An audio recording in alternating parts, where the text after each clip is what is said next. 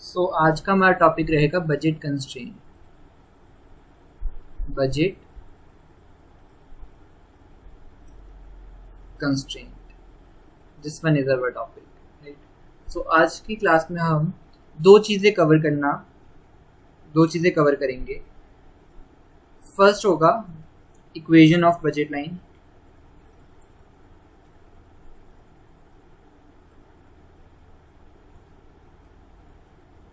and second thing is properties.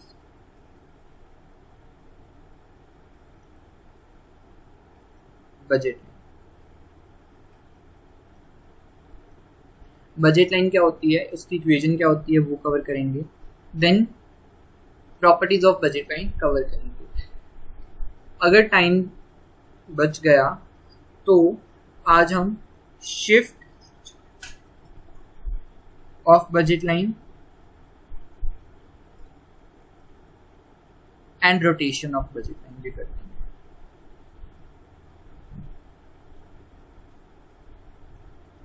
So let's start our class. Equation of budget line से start करते हैं, right. ध्यान से देखना कैसे इक्वेशन ऑफ बजट लाइन बनती है। First topic, equation of budget line.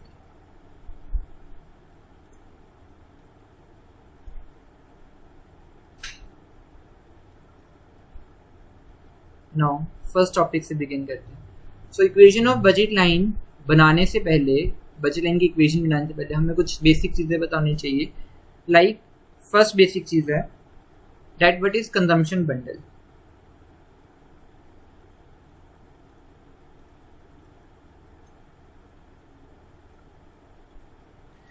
Consumption bundle is nothing, ठीक है। अगर मैं एक ब्रैकेट में, राइट, अगर मैं एक ब्रैकेट में यूनिट्स ऑफ कंजम्पशन लिख दूं,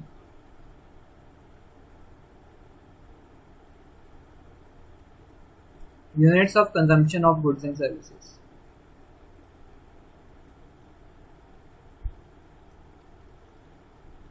that become my consumption bundle. इसको कुछ ऐसे समझते हैं, इसको पार्ट्स में समझते हैं। सबसे पहले देखते हैं बंडल क्या होता है, राइट। बंडल क्या होता है? Bundle is nothing. जब मैं एक ब्रैकेट में कुछ सिमिलर टाइप्स ऑफ थिंग्स को रखूं, ठीक है,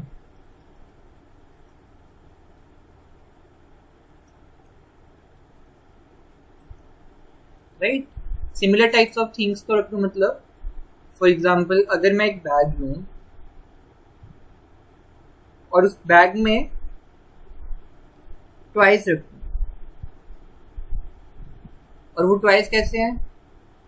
कुछ कार्स है उसमें, जैसे 4 कार्स है समझ लो, 5 सॉफ्ट टॉय है,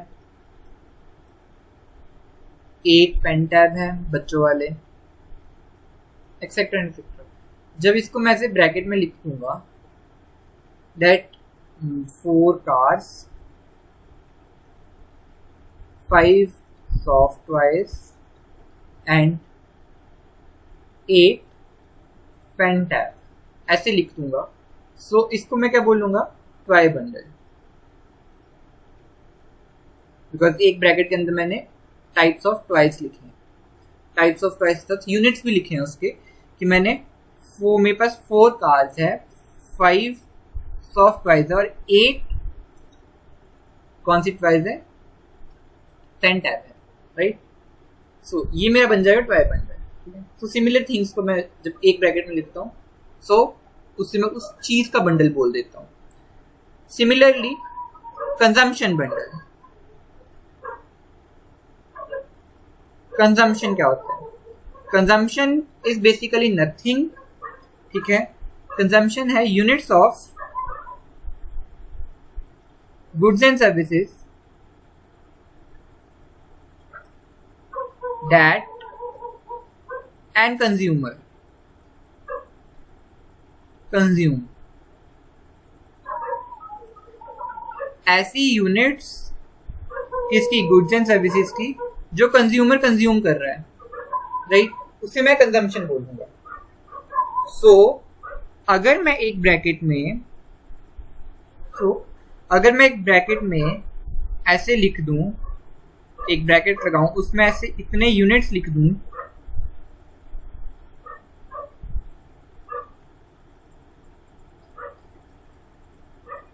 दैट कंज्यूमर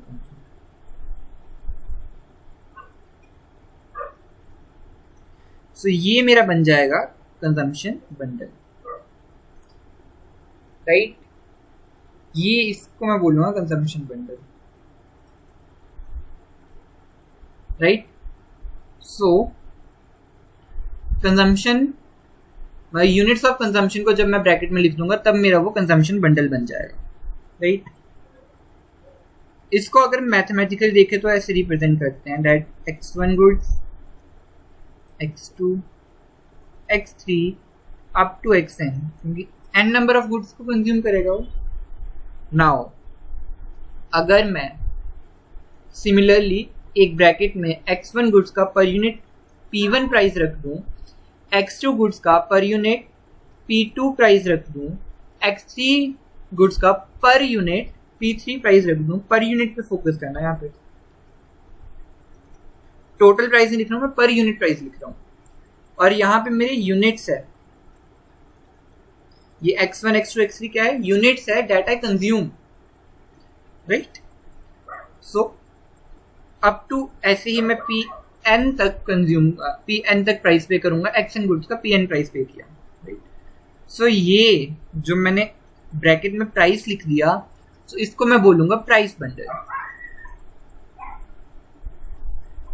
प्राइस बंडल या फिर प्राइस वेक्टर, राइट। इसको मैं बोलूंगा प्राइस वेक्टर।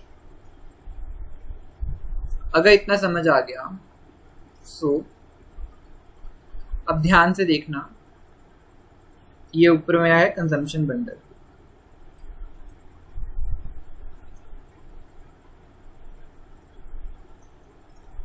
अब अगर इतना समझ आ गया तो ध्यान से देखना, जो कंज्यूमर प्राइस पे करेगा, ठीक है, कंजम्पशन ऑफ गुड्स के लिए, वो कहां से करेगा, अपनी इनकम से। इनकम ऑफ कंज्यूमर को हम एम से डिनोट करते हैं इकोनॉमिक्स में, राइट। सो नाउ अब इन तीनों को एनालाइज करेंगे, हम कंक्लूड करके लिखेंगे। अब देखो, जब मैं इन दोनों को कंक्लूड करूंगा, सो मैंने ये लिख सकता हूं that x1 units of goods के लिए मैंने पर यूनिट p1 प्राइस पे किया है, मतलब टोटल प्राइस मैंने इतना पे किया, टोटल जो इन पैसे है एक्सपेंसेस, राइट। टोटल एक्सपेंस मैंने कितना किया, कितना, प्लस ऑफ टोटल पैसे मैंने x2 गुड्स के लिए कितने खर्चे, that units of x2 goods multiply by पर unit price of x2 goods. In the same way x3 goods multiply by p price of 3 goods. ये मेरा x2 गुड्स पे कितना एक्सपेंस आया, ये मेरा x3 गुड्स पे कितना एक्सपेंस आया, राइट। ये कितनी मनी स्पेंड की मैंने। अब तो ऐसे ही मैं xn गुड्स को कंज्यूम करूंगा जिसका मैंने pn प्राइस पे किया। ये हमेशा किसकी इक्वल होगा, इनकम ऑफ एन कंज्यूमर के, राइट। जो ये मैंने इक्वेशन लिखी, ये हमेशा इक्वल टू होगा किसके, कंज्यूमर की इनकम के, या तो इक्वल टू होगा या तो लेस देन होगा, या तो मैं कुछ गुड्स की कंजम्पशन को कैंसिल आउट कर दूंगा टू सेव माय इनकम, सो इसीलिए मैंने यहाँ पे लेस देन। सो अब जो ये मेरी इक्वेशन बनी है, ये मेरी इक्वेशन बनी अफोर्डेबल बजट की।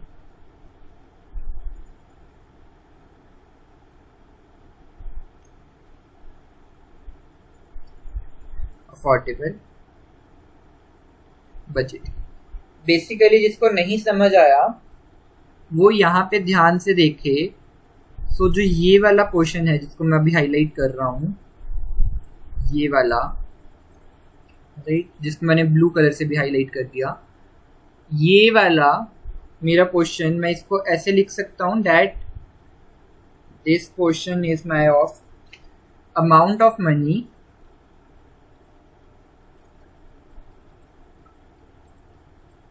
That an consumer spent on goods. Right, ये वाला पोर्शन मेरा है कि कितना अमाउंट मैंने स्पेंड किया गुड्स को खरीदने में, और ये एन वो हमेशा इक्वल टू या फिर लेस देन होगा किसके, एम के। एम क्या है मेरा यहाँ पर, income of an consumer.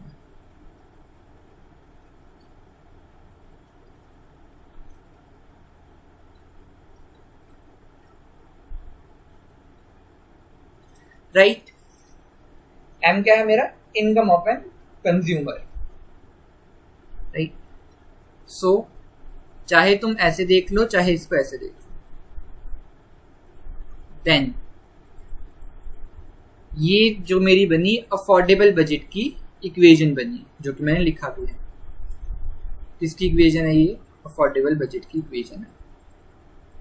Right, ये याद रखने वाली चीज है, जिसको मैं हाईलाइट कर रहा हूं वो इंपॉर्टेंट है। नाउ अब ध्यान से देखो तो अफोर्डेबल बजट की इक्वेशन मैं इसीलिए बोल रहा हूं इसे, बिकॉज जो मैं मनी पे करूंगा, amount of money that I pay to purchase my goods and services, or that I spend to purchase my goods, right, वो जो मैं मनी पे करूंगा वो मैं अपनी इनकम से करूंगा। अब इनकम से ज्यादा मनी तो मैं नहीं पे कर सकता, इसीलिए लेस देन आया है। इक्वल टू इनकम मैं मनी स्पेंड कर सकता हूँ, इक्वल टू इनकम मेरे एक्सपेंडिचर हो सकते हैं, सो इसीलिए less than equal to income. Right, now अब इस इक्वेशन को मैं अगर ये इनइक्वालिटीज अलग अलग करके लिखूं, ठीक है, सो एक मेरी इक्वेशन बनेगी x1 p1 plus of x2 p2 plus of x3 p3 up to xn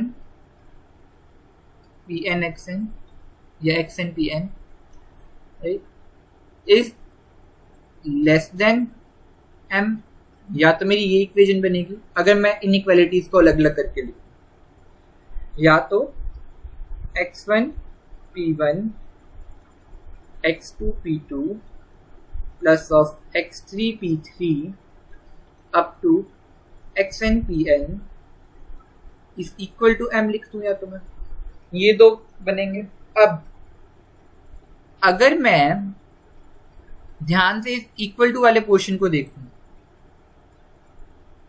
ये वाला इसको देखूं, सो मैंने क्या लिखा, दैट मेरी इनकम 100 है, राइट, और मैंने 100 के ही एक्सपेंस कर दिए, इक्वल एक्सपेंस कर दिए, ये वाली इक्वेशन को देखो, राइट, मैंने 100 रुपये मेरी इनकम थी, मैंने 100 ही खर्च दिए, इक्वल टू कर दिया काम। सो जब इक्वल टू हो गया, मतलब मेरा क्या कहने का मतलब क्या हुआ, मेरा बजट ही 100 था।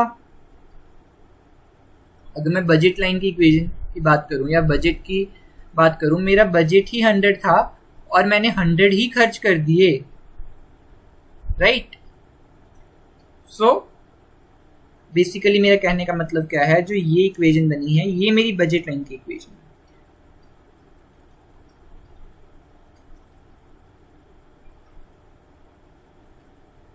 जब मैं इनइक्वालिटीज में से हटा देता हूं तो ये मेरी बजट लाइन की इक्वेशन बन जाएगी, right. Now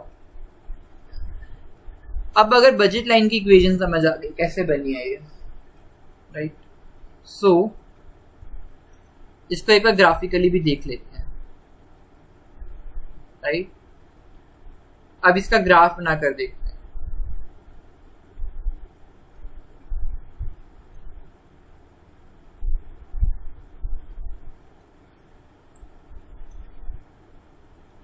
This one is my x-axis, this one is my y-axis. For now, तुम मानो that is my budget line. For now, अभी तक के लिए तुम ये मानो बजट लाइन ये है मेरी जो मैंने बनाई। This one is my budget line, right? कैसे बनी वो बाद में बताऊंगा मैं। अभी नेक्स्ट टॉपिक हमारा वही है कि हमारी बजट लाइन बनती कैसे है। ये वाला मेरा इंटरसेप्ट होता है m/p2 और ये वाला इंटरसेप्ट होता है m/p1। ये m/p1 m/p2 फॉर नाउ तुम बस ये समझो कि ये बजट लाइन है। ये इंटरसेप्ट कैसे बने ये नेक्स्ट टॉपिक आएगा। तो अगर ये मेरी बजट लाइन है, सो मैंने अभी इक्वेशन ऑफ बजट लाइन बनाई, तो मेरी इक्वेशन ऑफ बजट लाइन, तो इस लाइन की इक्वेशन क्या बनेगी, p1x1 plus of p2x2 right is equal to m। n number of terms नहीं लेते हम, जब ग्राफिकली प्लॉट करते हैं तब हम n नंबर ऑफ टर्म्स को इग्नोर करते हैं, राइट। सो 2D में बनाते हैं। So p1x1 plus of p2x2 equal to m. Now, अब तुम ध्यान से देखो, हाइलाइटर लेता हूं मैं, कोई भी कलर ब्लू ले लेता हूं, ठीक है। जो मैंने अभी ब्लू पोर्शन शेड कर रहा हूं,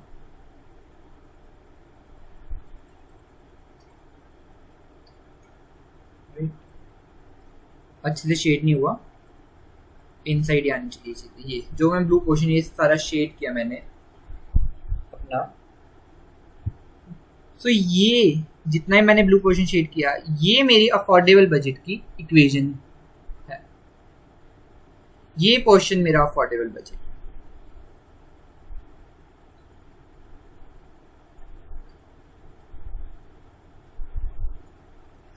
ये जो लाइन है ये मेरी बजट लाइन की इक्वेशन है। ये जो लाइन मैंने बनाई ये बजट लाइन है, और इसके नीचे कोई भी पॉइंट आए, चाहे ये वाला पॉइंट आए चाहे ये वाला आए, कोई भी कहीं भी पॉइंट आए, राइट, वो मैं अफोर्ड कर सकता हूँ बिकॉज मेरी इनकम ये है, इक्वल टू m है ना, बिकॉज मेरी इनकम ये लाइन है जो ये वाली है।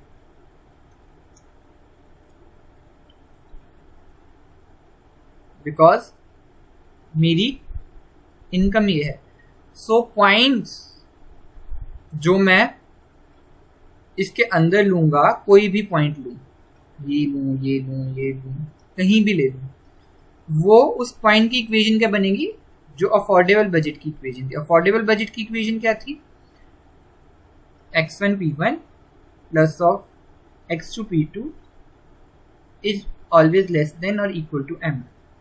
बजट लाइन पे जो एक पॉइंट आ रहा है वो तो बजट लाइन की इक्वेशन को भी सेटिस्फाई करेगा और अफोर्डेबल बजट की लाइन को भी सेटिस्फाई करेगा, बट जो बजट लाइन से पीछे आ रहा है पॉइंट वो मेरा अफोर्डेबल बजट होगा, बिकॉज लेस देन वाला केस अफोर्डेबल बजट में भी आता है। कोई भी पॉइंट लेगा, फॉर एग्जांपल ये वाला पॉइंट ले लेते हैं जिसको मैं अभी ये डार्क कर रहा हूँ। इतने यूनिट्स मैंने x2 गुड्स के कंज्यूम किए, इतने यूनिट्स मैंने x1 गुड्स के कंज्यूम किए, राइट। सो बेसिकली अगर मैं इसके यूनिट्स को बढ़ाऊं भी तो मैं इतने एक्स्ट्रा यूनिट्स कंज्यूम कर सकता हूँ x2 गुड्स के और x1 गुड्स के, क्योंकि मेरा ये है। अगर मैं इससे बाहर जाऊं, अगर मैं इससे थोड़ा सा भी बाहर जाता हूं, सो ये जो पॉइंट है ये मेरे लिए नॉन अफोर्डेबल हो जाएगा।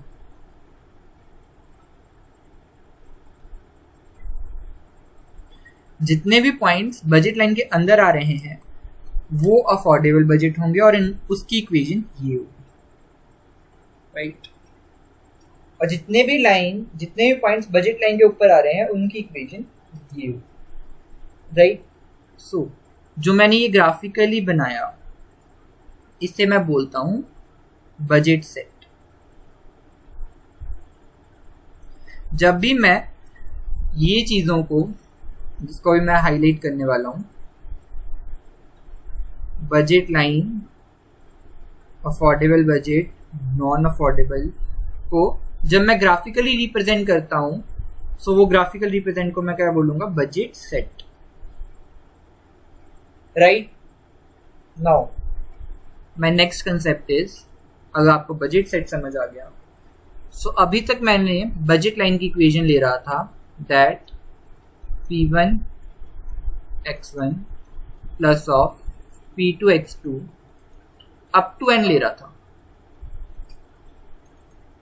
जो कि इक्वल टू m थी। बजट लाइन की इक्वेशन की बात कर रहा हूं, जो कि इक्वल टू m थी, राइट। सो जो ये इक्वेशन है, और जब मैंने इस इक्वेशन को ग्राफ में प्लॉट किया, सो मैंने 2D में प्लॉट किया, राइट। ये देखो P1 x1 P2 x2 equal to m, P1 x1 P2 x2 is less than equal to m, right. जब मैंने इसको इक्वेशन को ग्राफिकली प्लॉट किया तब 2D में किया, but in reality there are n number of commodities, right. So what if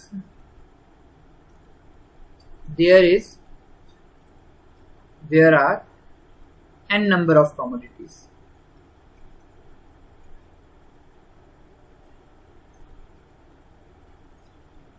तो क्या होगा? नाउ अब ध्यान से देखो, जब n नंबर ऑफ कमोडिटीज होगी तब क्या करेंगे हम? तब इक्वेशन यही रहेगी,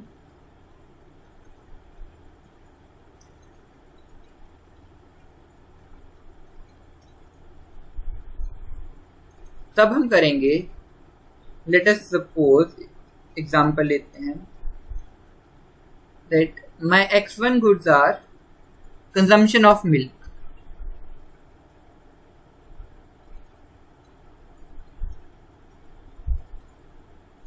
मैंने x1 गुड्स निकालनी है, that how much milk I consume, right. So अगर मैंने कंजम्पशन ऑफ मिल्क निकालना है, सो x2 गुड्स को मैं लूंगा एवरीथिंग एल्स,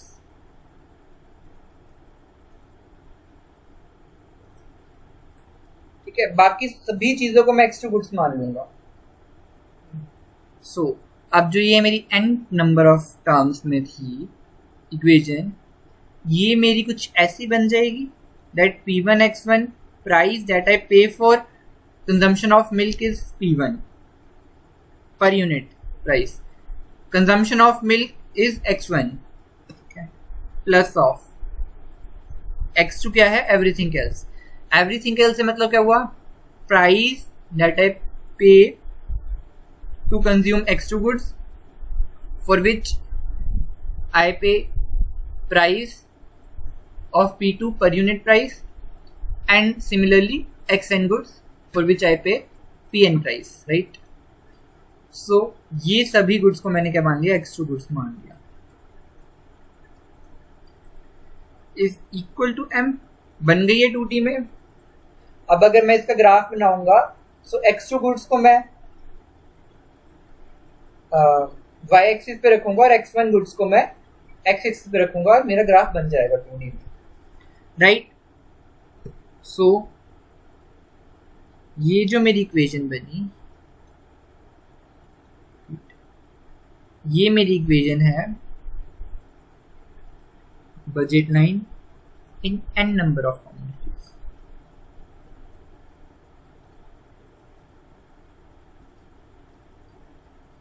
ये मेरी इक्वेशन ऑफ बजट लाइन बनी जब मेरे पास n नंबर ऑफ कमोडिटीज हो, राइट। अब n नंबर ऑफ कमोडिटीज तो समझ आ गया, और ये जो x1 x2 गुड्स मैंने ली है यहां पर, इसको मैं ऐसे लिख सकता हूं, that x2 are those goods, ठीक है, that for which I spend money that the consumer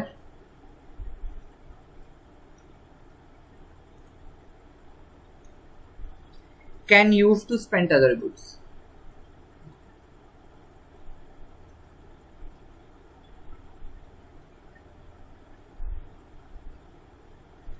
ऐसी मनी, ऐसे पैसे जो कंज्यूमर ने बाकी गुड्स को खरीदने के लिए खर्चे, ठीक है। Spent on other goods, other goods से क्या मतलब है, इस गुड को छोड़ के बाकी जितने भी उसने पैसे खर्चे, उसको मैं एक्स्ट्रा गुड्स बोलूंगा।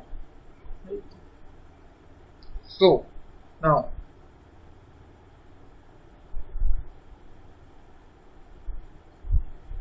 और यहाँ पे P1 क्या है, P1 वो आ जाएगा amount spent on good one. P1 क्या आ जाएगा, ये P1 X1 amount spent on other goods, amount spent upon good one X1 good, amount spent upon X1 good या फिर गुड वन। और यहाँ पे M तो इनकम ही रहेगा, राइट। सो अगर तुम ध्यान से देखो, जो मैंने ये लिखा है money that I spent on this one, so ऐसे गुड्स को इको की लैंग्वेज में हम कंपोजिट गुड्स बोलते थे। Plus one plus to concept है ये।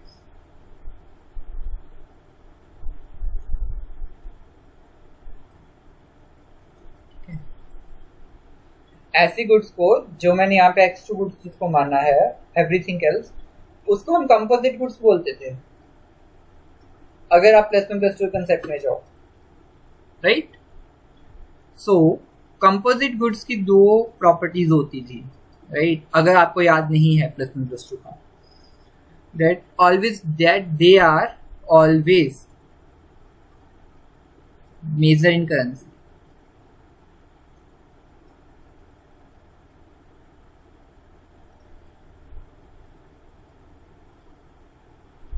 And the second one is that their price, जो इसका प्राइस हम करेंगे वो न्यूमेरिकल प्राइस लेते हैं।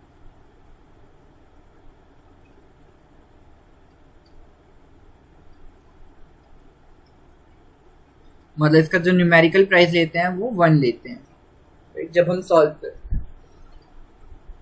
ये होती थी कंपोजिट गुड्स, अगर याद हो तुम्हें प्लस वन प्लस टू में पढ़ी थी टाइप्स ऑफ गुड्स। इको में जब एक कंसेप्ट आता टाइप्स ऑफ गुड्स, जब हम पढ़ते substitute goods, right, etcetera etcetera, काफ़ी टाइप्स के होते हैं गुड्स। सो तब हमने ये गुड्स भी पढ़ी थी। तो इस गुड्स का कंसेप्ट मैंने यहाँ पे लगाया और एवरीथिंग एल्स को X2 माना, ये सभी गुड्स को X2 माना और ये इक्वेशन फॉर्म कर दी n नंबर ऑफ कमोडिटीज के केस में। ये याद रखना, ये इक्वेशन कब है, जब n नंबर ऑफ कमोडिटीज है मेरे पास, राइट। ये याद रखना। Then now our next topic is properties of budget line। Next topic क्या है मेरे पास, प्रॉपर्टीज ऑफ बजट लाइन।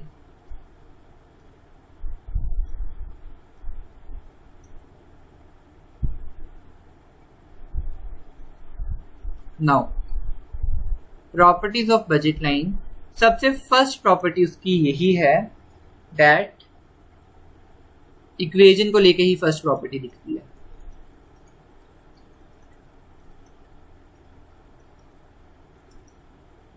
यही इसकी फर्स्ट प्रॉपर्टी है। The budget line is a set of bundle that cost exactly equal to m। तो कहते हैं budget line is a set of bundle that exactly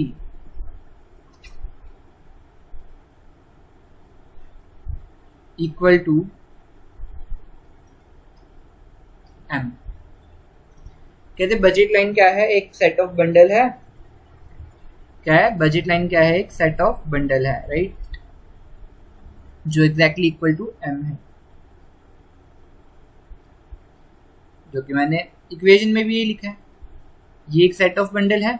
अगर मैं इसको एक बड़े ब्रैकेट में लिख दूँ सो ये भी एक सेट ऑफ बंडल है जिसमें price of per unit good लिखा है और एक्स कमोडिटीज लिखी है, number of goods that units of goods that I consume.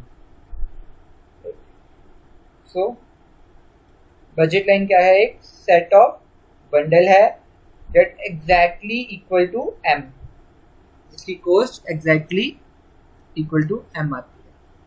Right. My second properties of slope. Slope मतलब होता है ढलान. अब बजट लाइन की ढलान कैसी होती है? The slope of budget line is always downward.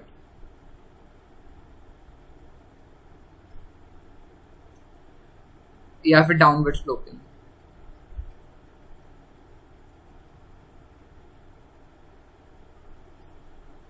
ठीक है. बजट लाइन हमेशा डाउनवर्ड स्लोप जाएगी, कभी भी तुम देख लो. सेकेंड प्रॉपर्टी है ये. अब इसको प्रूव करते हैं. इस प्रॉपर्टी, मेरी इक्वेशन ऑफ बजट लाइन थी P1x1 plus of P2x2 is equal to M.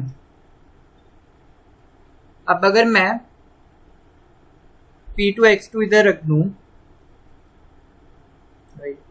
Is equal to M minus P1x1 कर सकता हूं.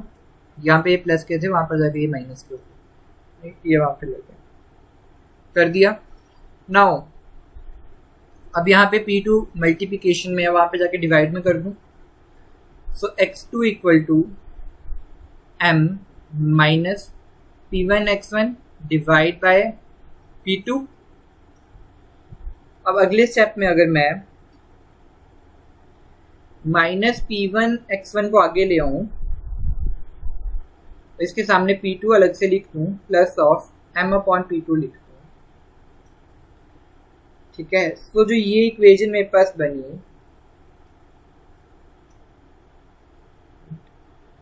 जिसको मैंने ग्रीन हाइलाइटर से हाईलाइट किया, ये इक्वेशन जो मेरे पास बनी, ये इक्वेशन कुछ मिलती जुलती है इक्वेशन ऑफ लाइन से. इक्वेशन ऑफ लाइन क्या होती थी हमारी? y equal to M X plus C, जो कि अगेन +1 +2 में तुम पढ़ के आए हो मैथ्स में. जनरल इक्वेशन ऑफ लाइन होती है ये. अब अगर मैं इससे कंपेयर करूं इसको इस इक्वेशन से, सो जो ये जनरल इक्वेशन ऑफ लाइन होती थी, where m is slope of a line और c क्या होता था यहाँ पे? इंटरसेप्ट.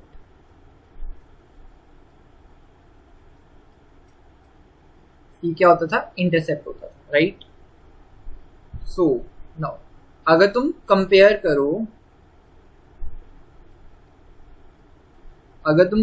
करो, सो मेरे पास इक्वेशन ऑफ लाइन क्या बन रही है? यहां से मेरी इसको कंपेयर करके बन रही है, मेरी स्लोप आ रही है minus P1 upon P2. Intercept की बात बाद में करेंगे. मेरी स्लोप क्या आ रही है? Minus P1 upon P2. ये जो माइनस साइन है यहां पर, ये क्या दिखा रहा है?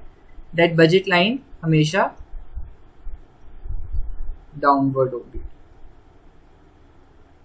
Downward slope. जो बजट लाइन की स्लोप होगी वो हमेशा डाउनवर्ड होगी. राइट. सो अगर इतना समझ आ गया, सो एक तो ये फॉर्मूला हो गया हमारे पास स्लोप का. राइट. ये वाला minus P1 upon P2.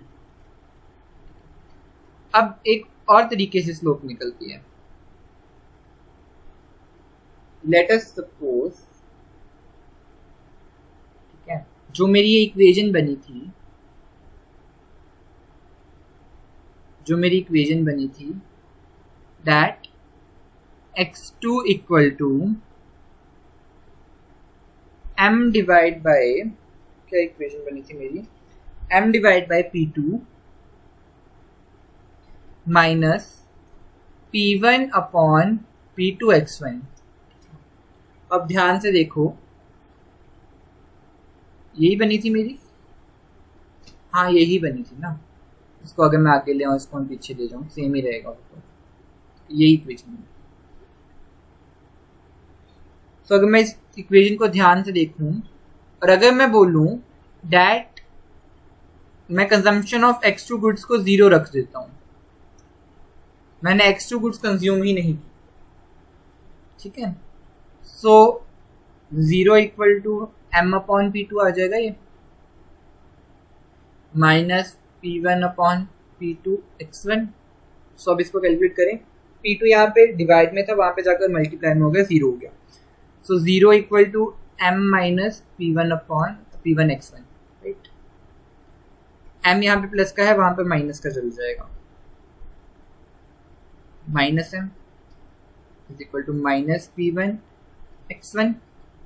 Now minus m upon, ये माइनस के P1 नीचे चल जाएंगे, x1 माइनस से minus cancel up, so x1 equal to m upon P1 ये है। सो जब मैं कंजम्पशन ऑफ x2 गुड्स की 0 करता हूं, सो मेरा x1 गुड्स की कंजम्पशन क्या आती है, मेरी income divide by price of that good, per unit price of that good. So मेरा कंजम्पशन ऑफ x1 गुड्स निकल जाता है। इन सेम वे अगर मैं कंजम्पशन ऑफ x1 गुड्स को 0 रख दूं, consumption of x1 goods equal to 0, so क्या होगा। सो अगर यही इक्वेशन में मैं 0 पुट करूं x1 को, तो x2 equal to m upon P2 आ जाएगा, राइट। ये तो पूरा 0 ही हो जाएगा x1 के साथ, जब 0 से 0 मल्टीप्लाई एनीथिंग 0, सो ये आ जाएगा। सो मैंने देखा जब मैंने x1 का कंजम्पशन 0 किया, सो x2 मेरा m अपॉन P2 आया, ठीक है। x2 का इंटरसेप्ट m अपॉन P2 आया, और जब मैंने x2 को 0 पुट किया तो मेरा x1 का intercept m upon P2। Now जब मैं ऐसे लिख सकता हूं ना, फिर इसको जब मैंने x2 को 0 पुट किया, राइट, तब मेरा x1 क्या आया, m अपॉन P1। सो मेरा एक पॉइंट बना बजट लाइन का 0, m अपॉन P1, राइट। और जब मैंने x1 का कंजम्पशन 0 किया, तो मेरा x2 क्या आया, m अपॉन P2। सो मेरा दूसरा ऐसे लिख सकता हूँ, x1 जब मेरा 0 था, राइट, x2 मेरा m अपॉन P2 आया, ये उल्टा आएगा। जब मेरा x1 m अपॉन P1 था, तब मेरा x2 0 था। ये मेरे इंटरसेप्ट्स बने। अब जब मैं इनको ग्राफिकली प्लॉट करूंगा, अब ग्राफ तो बनाना आता है ना हमें, मुझे पता है ना जो ये वाले है पॉइंट्स, ये मेरे x एक्सिस पे शो होंगे और ये वाले पॉइंट्स मेरे y एक्सिस पे शो होंगे, इतना तो पता ही है हमें। सो जब मैं इसका ग्राफ बनाऊंगा तब देखते हैं क्या होगा।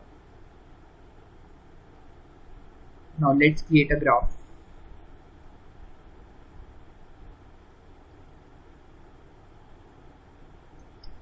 सी 0 x y, right? Now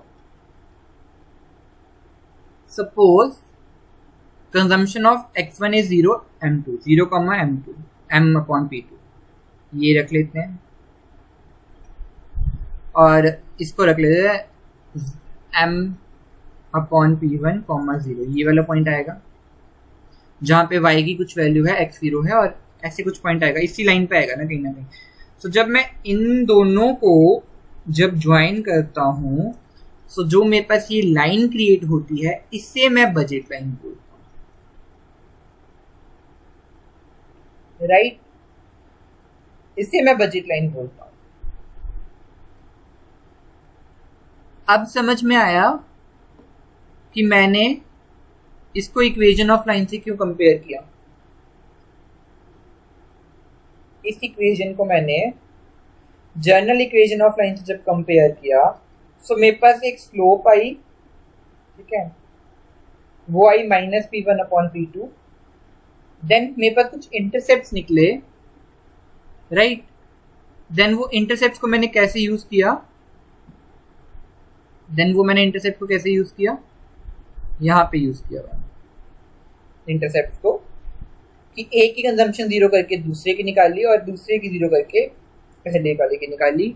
अब जब ऐसे कंजम्पशन 0 करके मैंने निकाली, तो मैंने बोला जब मेरी एक की कंजम्पशन 0 होगी तब मेरी जो दूसरी कंजम्पशन आई होगी वो यहाँ पे कोई पॉइंट होगा, और सेम एज जो दूसरा पॉइंट यहाँ पे होगा। जब इन दोनों को मैं ज्वाइन करूंगा तो मेरे पास जो लाइन क्रिएट होगी वो मेरी बजट लाइन होगी, राइट? अब अगर इतना समझ आ गया है कि बजट लाइन, तो अब ये कितनी टिल्ट करेगी लाइन, जरूरी नहीं है ऐसे बन सकती, जरूरी थोड़ी है। मेरे इंटरसेप्ट ऐसे भी तो आ सकते हैं कि यहाँ पे एक यहाँ पे, सपोज 0/m/p2 यहाँ हो ना कि यहाँ, और सपोज मेरे दोनों ही इंटरसेप्ट अलग अलग आए, राइट? ये भी तो मेरे इंटरसेप्ट हो सकते हैं कि मेरे ऐसे आए कि मेरा m/p1 यहाँ पर हो, m/p2 यहाँ पर हो, ऐसा भी तो कुछ पॉइंट बन सकता है, राइट? सो ये जो मैंने ऐसे टिल्ट की है लाइन है, ये जो मैंने टिल्ट की लाइंस, ये टिल्ट ऑफ लाइंस या ये जो स्लोप है लाइन की, ये डिपेंड करती है प्राइस पे, जो कि मेरा था -p1/p2। इस पे मेरा डिपेंड करेगा कि ये मेरी लाइन कितनी टिल्ट करेगी, राइट? नाउ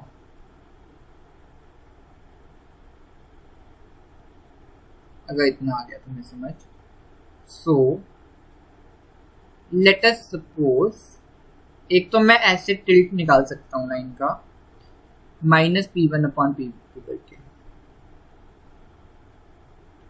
दूसरा, समझ जाओ कि मुझे इंटरसेप्ट मिल गया, मैंने इंटरसेप्ट को ज्वाइन कर दिया, राइट? अब कुछ क्वेश्चन होंगे जिसमें मुझे प्राइस दे ही नहीं रखा होगा, तब मैं कैसे निकालूंगा? तब देखो,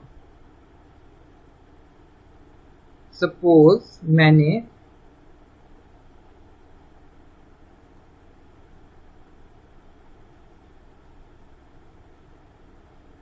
जो ये बनाया, ठीक है, ये पॉइंट ए है, ये पॉइंट बी है।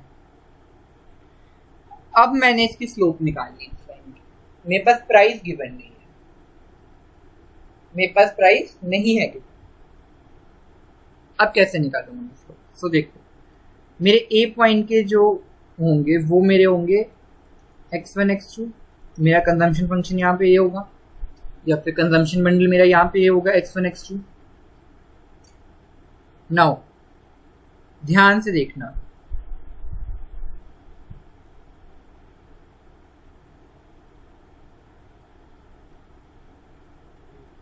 अब जब मैं पॉइंट बी पर आऊंगा,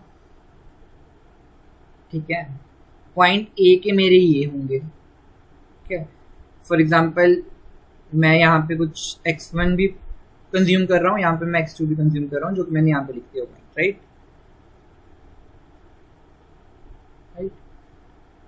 अगर मैं वैसे बोलूँ, सपोज एट दिस पॉइंट मैं 4 यूनिट्स ऑफ x2 कंज्यूम कर रहा हूँ और ये 2 यूनिट्स ऑफ x2 कंज्यूम कर रहा हूँ, सो 4,2 आ जाएगा ये मेरा पॉइंट, ऐसे आएगा ना ये पॉइंट। अब मुझे इस पॉइंट पे पहुंचना है, सो मुझे ये समझ लो 8 पॉइंट है यहाँ पे, और यहाँ पे ये 2 हो गया, ऐसे समझ लो। सो अगर मैंने यहाँ पे 2,8 करना है, राइट, सॉरी 8,2, ये मेरा पॉइंट 8,2 बनेगा। तो मुझे कुछ ना कुछ 4 को कम करना पड़ेगा और 2 को कुछ यूनिट से बढ़ाना पड़ेगा, राइट। या तो आप नंबर्स की फॉर्म में ले लो, या तो एक्स वाई जेड की फॉर्म में ले लो। हम इक्वेशन क्रिएट कर रहे हैं, तो हम एक्स वाई की फॉर्म में लेंगे वैसे। सब ध्यान से देखना, अब मेरा ये पॉइंट ये है, सो मुझे x1 में इतनी कमी लानी पड़ी to increase the consumption of x2 goods, तभी मैं इस पॉइंट पे पहुंचूंगा। सो x1 में मुझे कुछ चेंज लाना पड़ा, तो वो मेरा डेल्टा x1 हो जाएगा, राइट। x1 में मुझे कुछ चेंज लाना पड़ा, तो वो मेरा डेल्टा x1 हो जाएगा, प्लस आएगा बीच में।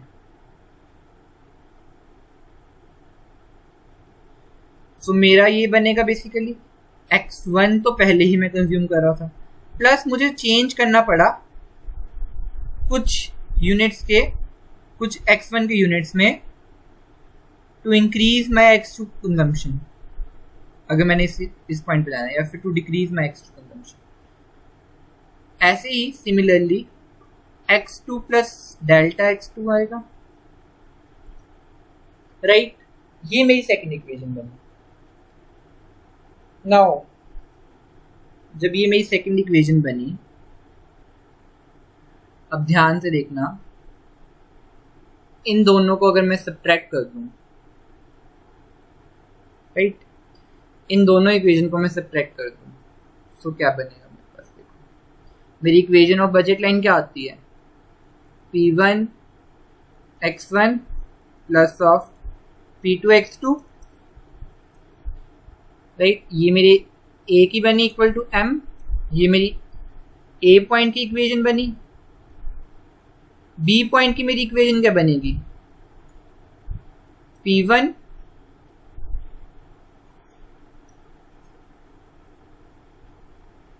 B लाइन की इक्वेशन क्या बनेगी मेरे पास, P1 प्राइस पे किया मैंने गुड 1 के लिए, यहाँ पे मेरे पास गुड 1 क्या है, ये पूरी, प्लस ऑफ P2 के लिए मेरे पास गुड 2 क्या है, ये पूरी, P2 multiply by x2 plus delta x2 is equal to M। अब जब इन दोनों इक्वेशंस को मैं सब्ट्रैक्ट करूंगा,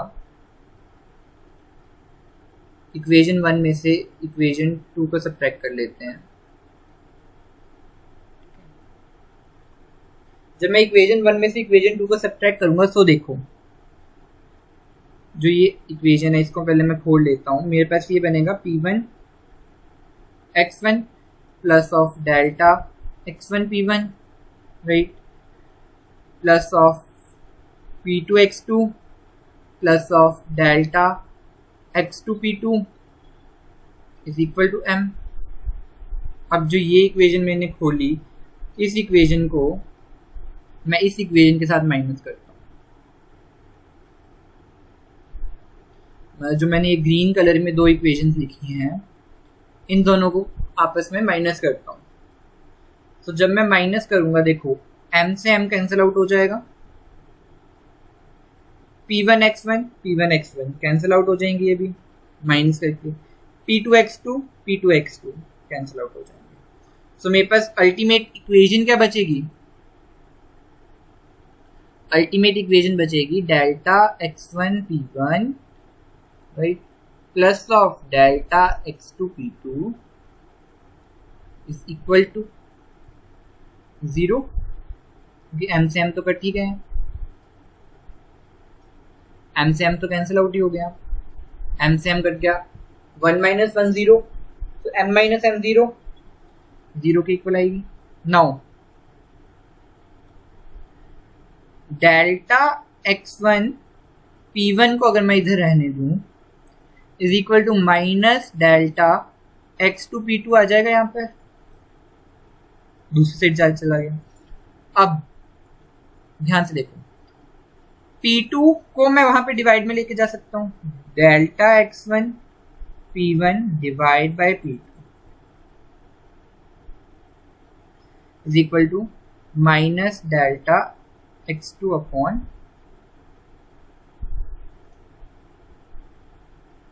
x2 अपॉन कुछ भी नहीं।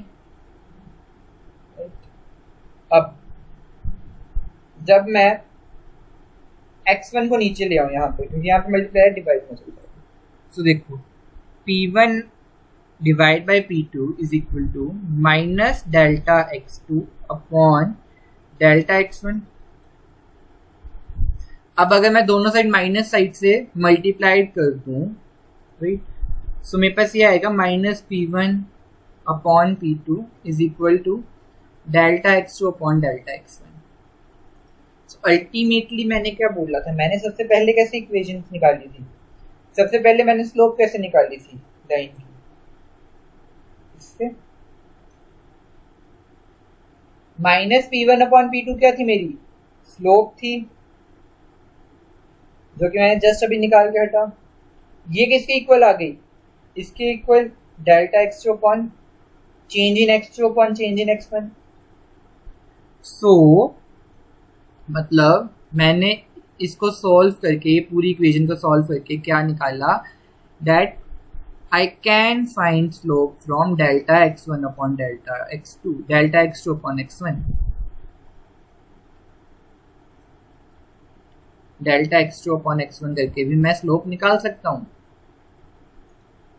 स्लोप मैं ऐसे भी निकाल सकता हूं, स्लोप मैं इस फॉर्मूला से भी निकाल सकता हूं। नाउ अगर मैं स्लोप इस फॉर्मूला से भी निकाल सकता हूँ, तो अगर ध्यान से देखो तो मैं ये भी तो कर सकता था यहाँ पर, डैट ये मेरा परपेंडिकुलर है, ये मेरा बेस है। अगर मैंने यहाँ से यहाँ तक की निकालने से पूरी लाइन की निकालने, तो ये मेरा परपेंडिकुलर हो गया, ये मेरा बेस हो गया। अगर परपेंडिकुलर अपॉन बेस करूँ तो मेरा क्या आता है, हाइपोटेन्यूज आता है, राइट एंगल ट्रायंगल बन रही है ना ये। सो मैं स्लोप परपेंडिकुलर अपॉन बेस कर भी निकाल सकता हूं। सो ये तीन फॉर्मूलाज हैं मेरे पास स्लोप निकालने के। First one is this, second is this, third is this, right. So ये मेरी सेकेंड प्रॉपर्टी थी बजट लाइन की। The slope is always negative, और स्लोप कैसे फाइंड आउट होती है वो मैंने तुम्हें बता दी। Now third property of my budget line,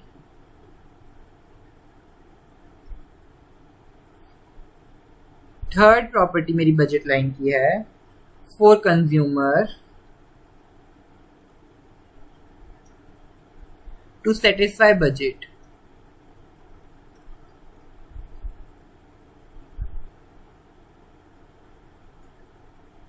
कहता है अगर कंज्यूमर को सेटिस्फाई करना है budget, so it is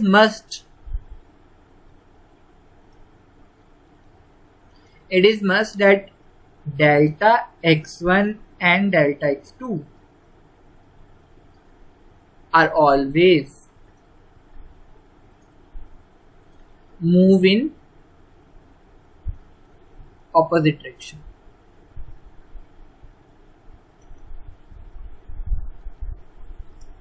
right. So मेरी थर्ड प्रॉपर्टी कहती है दैट अगर मैंने कंज्यूमर को सेटिस्फाई करना है, अगर कंज्यूमर सेटिस्फाई करना चाहता है अपनी बजट लाइन को या अपने बजट को, सो ये कंपल्सरी है कि जो x1 x2 है वो हमेशा ऑपोजिट डायरेक्शन में चले, राइट। एज वी सीन, हमने ऊपर देखा भी अभी, यहां पर ये, यहां पर अगर x2 की मैं कंजम्पशन को कम कर रहा हूं, ठीक है, x2 की कंजम्पशन को कम कर रहा हूं, x1 की कंजम्पशन को बढ़ा रहा हूं, तब जाकर मेरा ये पॉइंट आ रहा है।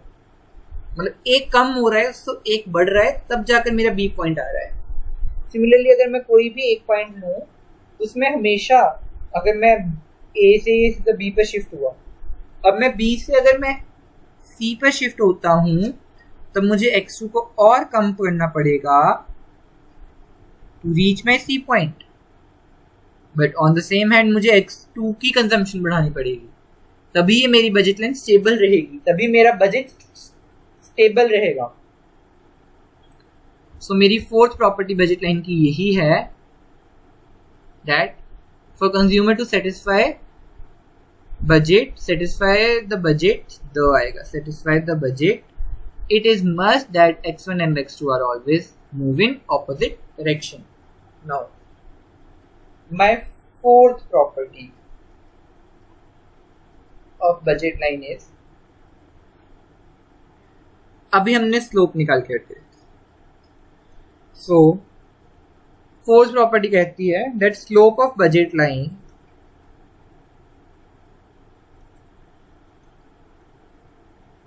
can be called as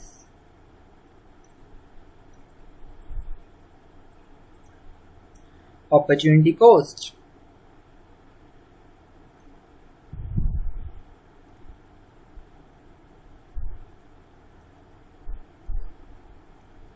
ठीक है, अब मैंने बोला स्लोप ऑफ बजट लाइन को मैं अपॉर्चुनिटी कॉस्ट भी बोल सकता हूँ। अब अपॉर्चुनिटी कॉस्ट क्या होती थी, दोबारा ये प्लस माइनस का कंसेप्ट की है। अपॉर्चुनिटी कॉस्ट इज नथिंग, ठीक है, अपॉर्चुनिटी कॉस्ट होती है for consumption of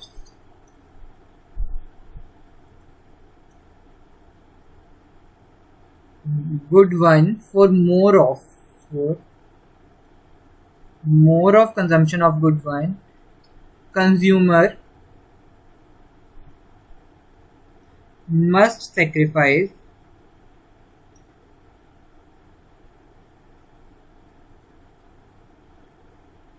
good to.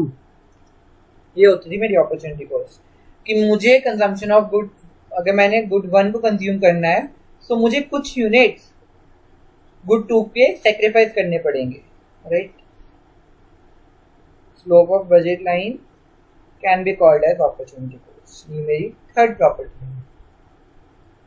Opportunity cost क्या होती थी, अपॉर्चुनिटी कॉस्ट इज नथिंग बस for more of consumption of good one, अगर मैंने गुड वन की कंजम्पशन को इंक्रीज करना है तो मुझे सेक्रीफाइस करना पड़ेगा गुड टू के लिए, जो कि मैंने देखा भी, जो कि मैंने यहां पर देखा। अगर मुझे कंजम्पशन ऑफ x2 बढ़ाना है तो मुझे कंजम्पशन ऑफ x1 को कम करना पड़ेगा x2 की कंजम्पशन बढ़ाने के लिए। ये ग्राफ के थ्रू मैंने देखा भी। So this is the concept of slope, that's it, and these are the main 4 properties of budget line. 2 properties are there. सबसे पहले तो यही है कि जो सेट ऑफ बंडल है वो एग्जैक्टली इक्वल टू m होगा बजट लाइन का। स्लोप हमने बिल्कुल डिटेल में किया है, राइट। स्लोप के साथ साथ हमने बाद में सीखा भी कि इंटरसेप्ट्स को कैसे यूज करते हैं और कैसे बजट लाइन बनाते हैं, देन उसकी स्लोप कैसे निकालते हैं। 3 अलग अलग फॉर्मूलाज किए स्लोप के, राइट। उसके बाद थर्ड प्रॉपर्टी की मैंने कि x1 x2 हमेशा ऑपोजिट डायरेक्शन में जाने चाहिए। देन फोर्थ प्रॉपर्टी की मैंने स्लोप ऑफ बजट लाइन को मैं consumption of goods opportunity cost भी बोल सकता हूँ। देन हमारा टॉपिक आता है अब shift of budget line and change in rotation of budget line.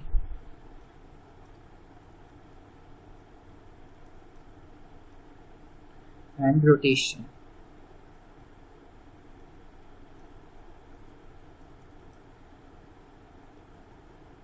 Shift and rotation of budget line मोटा मोटा बता देता हूं बाकी हम नेक्स्ट क्लास में कवर करेंगे, वरना क्लास लंबी हो जाएगी। शिफ्ट ऑफ बजट लाइन में हमेशा एक डिफरेंस कर देता हूं, ठीक है। शिफ्ट का मतलब होगा बजट लाइन अपनी जगह से हिल जाएगी, राइट।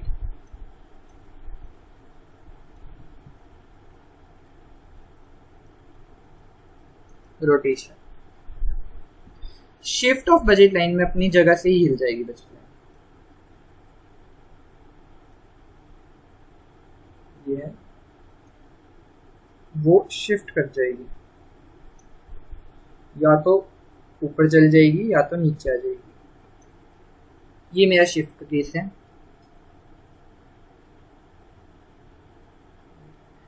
और ये मेरा जो मैं अभी बना रहा हूं, ये मेरा रोटेशन का केस है। रोटेशन में भी शिफ्ट करेगी बजट लाइन, बट वो कुछ अलग तरीके से शिफ्ट करेगी। या तो ऐसी बनेगी या ऐसे ही बन सकती है, जैसी भी बन सकती है, ठीक है। So in case of shift of budget line, या तो budget line far from origin जाएगी,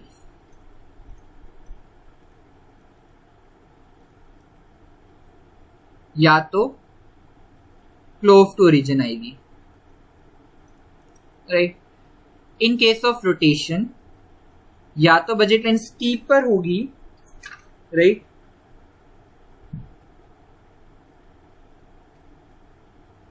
या तो फ्लैटर होगी।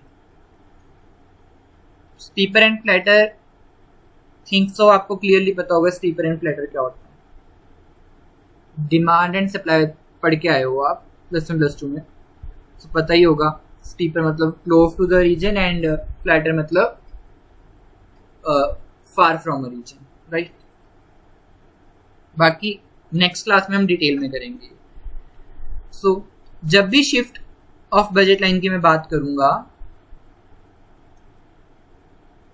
जब भी मैं शिफ्ट ऑफ बजट लाइन की मैं बात करूंगा, तब मेरी लाइन हमेशा पैरेलल होगी।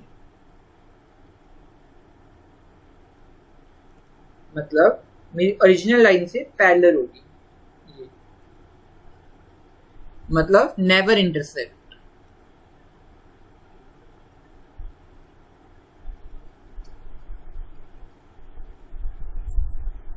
But in case of rotation they intersect.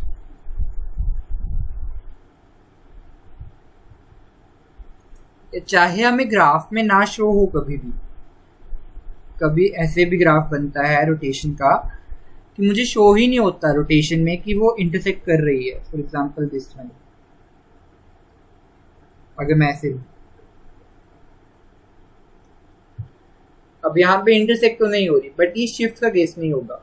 ये कहीं ना कहीं और कोई रीजन में जाकर जरूर इंटरसेक्ट करेंगी लाइन,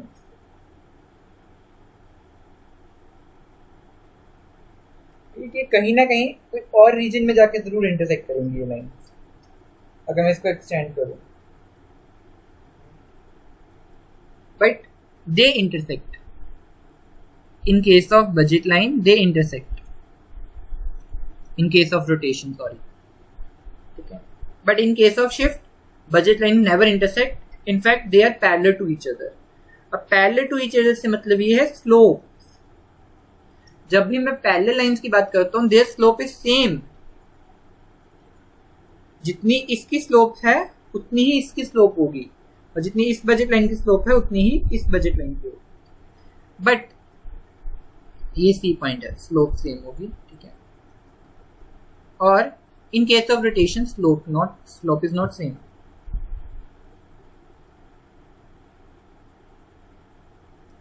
राइट। अब डी पॉइंट आता है, अगर स्लोप सेम नहीं है तो या तो स्लोप कम होगी या तो ज्यादा होगी, राइट। सो अगर स्लोप कम है, ठीक है, so less the slope flatter the line. मतलब अगर स्लोप कम है तो ओरिजिन से दूर फ्लैट बनेगी लाइन, लेटी हुई बनेगी लाइन ज्यादा। ऐसी बनेगी। और अगर स्लोप ज्यादा है so steeper the line,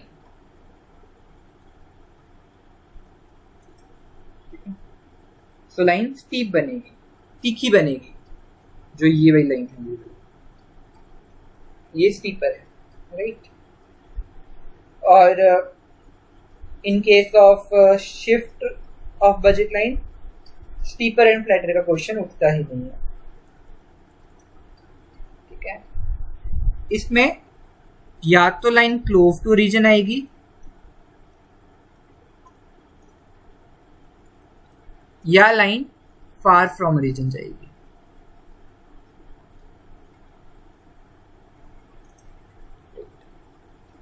that's it. ये मेरा शिफ्ट एंड रोटेशन में डिफरेंस है बजट। इस डिफरेंस को हम डिटेल में करेंगे, ठीक है। ये मेरा टॉपिक चल पड़ा है चेंज इन बजट लाइन का।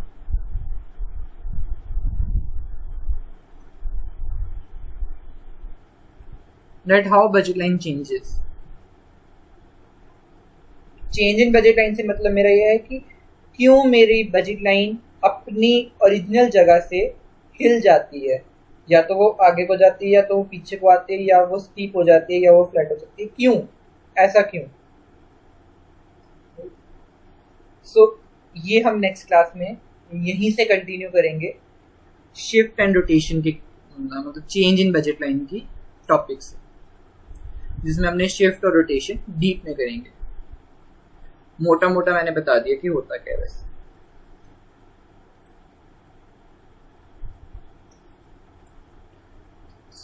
एक बार रिवाइज कर लेते हैं आज क्लास में हमने किया क्या। Then we will wind up the lecture. हमने बजट कंस्ट्रेन किया, ठीक है, सॉरी बजट कंस्ट्रेन हमारा टॉपिक था। उसमें हमने इक्वेशन ऑफ बजट लाइन की, that what basically equation of budget line is, ठीक है। इक्वेशन ऑफ बजट लाइन बनती कैसे है, consumption bundle plus of price bundle plus of किस किस को कंक्लूड करके बनती है, कंजम्पशन बंडल को, प्राइस बंडल को और इनकम ऑफ अ कंज्यूमर को, राइट, यहाँ पे बनाया। देन जब मैंने इसको कंक्लूड करके इन सभी को एनालाइज करके एक इक्वेशन बनाई, वो मेरी इक्वेशन किसकी बनी, अफोर्डेबल बजट की इक्वेशन बनी। जब अफोर्डेबल बजट में से मैंने इनइक्वालिटीज को हटा दिया, ठीक है, लेस देन वाली इक्वालिटी को हटा दिया, ठीक है, that my expenditure are always less than my income. So जब मैंने वो लेस देन वाला पॉइंट हटा दिया, इक्वल टू वाला पॉइंट बना, सो वो मैंने बोला वो मेरा बजट इक्वेशन बन गई, बजट लाइन की इक्वेशन बन गई, राइट। देन उसके बाद मैंने इसको ग्राफिकली रिप्रेजेंट किया। जब मैंने ग्राफिकली रिप्रेजेंट किया तब मैंने बोला ये बजट सेट है। जब मैं इसको ग्राफ बनाता हूं तब मैं बजट सेट बोलता हूं, राइट।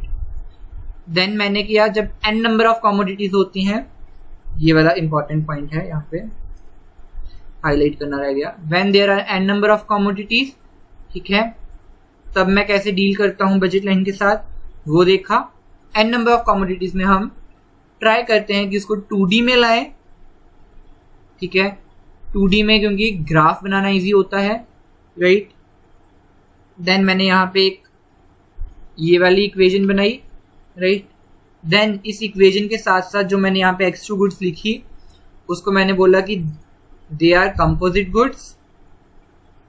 देन हमने थोड़ा कंपोजिट गुड्स को पढ़ा, प्रॉपर्टीज ऑफ कंपोजिट गुड्स की, ठीक है। प्रॉपर्टीज ऑफ कंपोजिट गुड्स में हमने कौन कौन सी प्रॉपर्टीज की थी, always measure in currency and numerical price. Then हमने प्रॉपर्टीज ऑफ बजट लाइन की। मेन हमारी 4 प्रॉपर्टीज होती हैं, जिसमें फर्स्ट प्रॉपर्टी हमारी इक्वेशन को लेके बनती है, सेकंड प्रॉपर्टी हमारी स्लोप के रिलेटेड होती है। देन जो स्लोप वाली प्रॉपर्टी हमने उसको डीप डाउन में स्टडी किया। देन हमने देखा कि हमारी स्लोप ऑफ बजट लाइन 3 चीज़ों से निकलती है, राइट। ये 3 फॉर्मूले हमने किए। देन जब हमने स्लोप का कंसेप्ट पढ़ा अच्छे से डीप में जाकर, तब हमें पता लगा कि delta x1 and delta x2 हमेशा ऑपोजिट डायरेक्शन में चलेंगे, इसीलिए हमारी बजट लाइन बनेगी। ठीक है, तभी मेरी बजट लाइन स्टेबल रहेगी, राइट। सो ये मेरा थर्ड प्रॉपर्टी है बजट लाइन की। देन मैंने फोर्थ प्रॉपर्टी बोली बजट लाइन की, वो था कि बजट लाइन को मैं अपॉर्चुनिटी कॉस्ट भी बोल सकता हूँ, बिकॉज अपॉर्चुनिटी क्या कॉस्ट क्या होती है फॉर कंजम्पशन, कि मैं मोर ऑफ गुड वन की कंजम्पशन करने के लिए मुझे सेक्रीफाइस करना पड़ेगा गुड टू को, as mention in graph, right. Graph में मैंने देखा ये। देन मैंने बोला नेक्स्ट क्लास में हम करेंगे rotation and shift of budget line, change in budget line का जो टॉपिक है वो कवर करेंगे, उसका मैंने मोटा मोटा ओवरव्यू दिया। दैट्स इट, इतना हमने इस क्लास में किया। नेक्स्ट क्लास में हम ट्राई करेंगे शिफ्ट और रोटेशन करना, ठीक है, शिफ्ट और रोटेशन ऑफ बजट लाइन को अंडरस्टैंड करेंगे, और अगर हुआ सो एक और टॉपिक कवर करेंगे, that what happen when the individual is text. ठीक है, जब बजट लाइन में टेक्स्ट आ जाता है तब हम कैसे उसको डील करेंगे, राइट। आज के लिए इतना ही।